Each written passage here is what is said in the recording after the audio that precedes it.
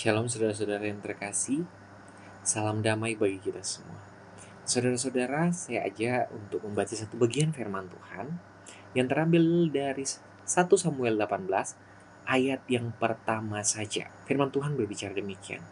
Ketika Daud habis berbicara dengan Saul, berpadulah jiwa Yonatan dengan jiwa Daud, dan Yonatan mengasihi Daud seperti jiwanya sendiri. Saudara-saudara, ketika kita membaca ayat ini, kita melihat satu kata yang sering sekali terucap di dalam mimbar-mimbar gereja dan terucap juga sering mungkin kita dengar di dalam ungkapan-ungkapan dari orang-orang percaya seiman dengan kita, yaitu mengasihi. Pertanyaannya begini, ketika kita berbicara mengasihi, bukankah seringkali praktek mengasihi itu terlepas dari budaya berbuat baik? Benar tidak? Namun kita juga perlu hati-hati. Terkadang orang juga bisa berbuat baik, tapi dia belum tentu bisa mengasihi. Saudara-saudara, tetapi di dalam iman Kristen, kita justru ditekankan bahwa perbuatan baik itu merupakan dasar dari tanda bahwa orang telah menerima kasih Kristus, sehingga dia mengasihi orang lain lewat perbuatan baik dan bukan cuma lewat ungkapan bibir belaka. Saudara-saudara, kalau kita belajar dari cerita Daud dan Yonatan, ketika Daud dan Yonatan bersahabat saling mengasihi, mereka bukan cuma menjadi sahabat yang sekedar cuma jadi teman ngobrol pada waktu susah, teman bercanda pada waktu lagi gabut dan sepi. Saudara-saudara, mereka teman di dalam saling berbagi. Mereka saling berbagi hidup, saling menjaga satu dengan yang lain.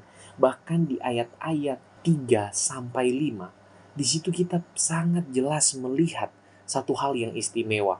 Pertama, kita tahu Yonatan sebenarnya menyadari bahwa tonggak estafet untuk memerintah Israel setelah Saul tidak akan jatuh kepada putra kerajaan, yaitu Yonatan, tapi jatuhnya kepada Daud. Dan Yonatan tahu itu. Tapi Yonatan di sini tetap menunjukkan satu ketulusan pada waktu dia mengasihi Daud. Dia menunjukkan satu praktek hidup yang nyata. Dia memberikan pedang, panah, baju perang, dan ikat pinggangnya. Itu suatu hal yang menyimbolkan penyerahan kuasa kerajaan dari Saul kepada Daud dan bukan kepada dirinya. Yonatan sadar benar, saudara-saudara, bahwa kerajaan itu akan diwariskan Tuhan kepada Daud dan bukan kepada dirinya atau anaknya Yonatan nanti. Saudara-saudara, pada bagian ini Yonatan belajar untuk tulus ikhlas melepaskan itu semua karena dia sadar bahwa Daud adalah orang yang dipilih Tuhan. Saudara-saudara, ketulusan yang didasari kasih yang benar itu akhirnya melahirkan kepedulian. Mereka benar-benar saling menjaga dan saling melindungi. Merasa berkabung atau bersedih ketika salah seorang sahabat mengalami kesusahan dan malapetaka. Itulah yang terjadi di antara mereka berdua.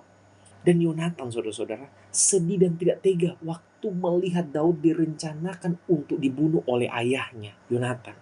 Yonatan sangat berkabung oleh karena hal itu. Dan di sini baru kita tahu, inilah ketulusan. Bukan cuma sekedar ungkapan, tapi satu praktek hidup di dalam berbuat baik. Mereka saling menjaga dan saling melindungi. Lantas bagaimana dengan orang percaya? Apa yang menjadi dasar kita mengasihi orang lain? Bukankah kadang praktik hidup mengasihi kita lebih kepada saya pengen mengasihi hanya sejauh orang yang saya kasihi dapat menguntungkan saya. Atau saya mengasihi hanya sejauh orang itu mengasihi saya. Kalau orang itu tidak mengasihi saya, tidak mungkin saya mengasihi apalagi berbuat baik kepada dia. Wow, bukankah ini suatu ungkapan yang mempermalukan Tuhan? Sedangkan kita perlu sadar bahwa ketika kita mengasihi orang lain dan ketika kita berbuat baik kepada orang lain sebagai buah dari kasih yang telah kita terima, Tuhan mau mengingatkan satu hal, bahwa kita pun orang yang tidak layak dibaiki Tuhan, orang yang tidak pantas menerima kasih dan cintanya Tuhan.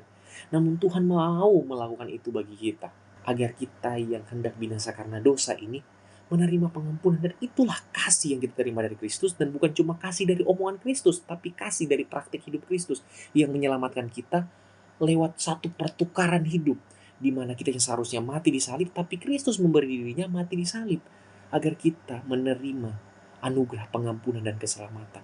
Harusnya ini yang menjadi dasar kita berbuat baik kepada orang lain, bukan hitung-hitungan. Kita berbuat baik karena tahu bahwa kita pun orang yang tidak layak dibaiki namun menerima kebaikan. Maka sepatutnya kita berbuat baik kepada orang lain, tidak memandang orang ini merugikan saya atau menguntungkan saya. Saudara-saudara, dari pelajaran Daud yang Yonatan ini kita belajar. Yang pertama, bahwa tanpa ketulusan kita tidak akan mungkin bisa peduli dengan kesusahan orang-orang di sekitar kita. Yonatan peduli dengan Daud karena dia memiliki kasih yang sungguh. Begitupun Daud peduli dengan Yonatan. Yang kedua yang bisa kita pelajari, hanya ketulusan dan kasih yang berasal dari Tuhan yang memampukan kita berbagian untuk menolong orang-orang di sekitar kita yang membutuhkan pertolongan, tanpa menyadari bahwa kita telah menerima kasih yang tulus dari Tuhan.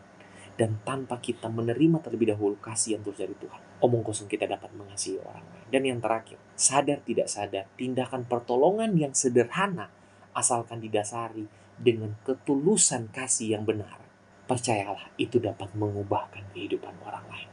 Sebagaimana Kristus menolong kita, orang yang tidak layak ditolong ini, akhirnya kasih Kristus itu mengubahkan kita. Dan mungkin juga lewat kasih kita dapat mengubahkan kehidupan orang lain.